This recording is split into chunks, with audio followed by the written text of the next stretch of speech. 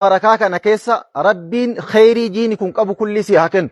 Viidiyoo khayrii kana sheer waliif godhi ajriitti argatta inshaallah. Wantoonni ani irraa si haasa'uu barbaadu wantoota sooma keessi jalaa balleessan.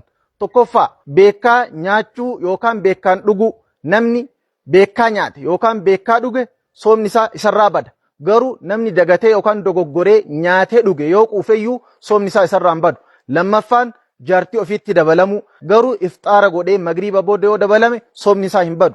Sadaffaa fedhii harkaan ofirraa baasu. Afraffaa haqqisuu. Namni tokko yoo of haqqisiise soomni isaa ni bada. Garuu dirqamaan humnaa ol ta'ee yoo harkaa ba'e soomni isaa hin badu. Shanaffaa koobachuu.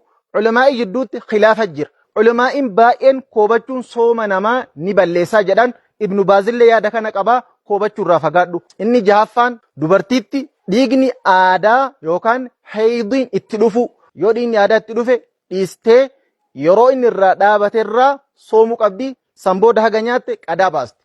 Inni torbaffaan dubartiin takka deettee dhiigni dahumsaa yoo irra jiraate soomuun isii irratti haraama. Eegas yeroo dhiigni dahumsaa irraa dhaabate irraa yoo sooma dhaqqabatte soomti yoo dhaqqabati nyaattee yeroo biraatti qadaa baasti jechuudha. Inni saddeettaffaan namni tokko osoo soomaa jiru yoo maraattu yoo ta'e soomni isaa ni badaa. Wantoonni sooma namaa balleessan wantoota kanniini. Wassalaamu alaikum wa rahmatullahi wa barakaatuh.